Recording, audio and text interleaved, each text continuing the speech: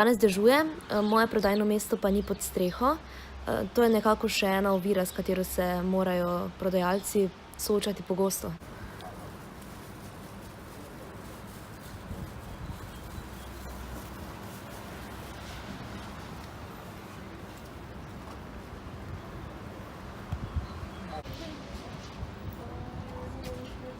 Nič hudega.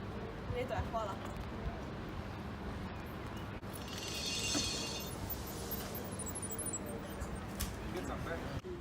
V roku 3 ur sem prodala 4 časopise, kar si štejem kar v uspeh.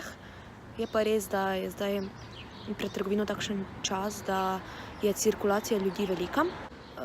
Očitno so res neke ure, ob katerih je prodaja najboljša in si jih prodajalci zapomnijo, ne, in potem temu ritmu nekako sledijo.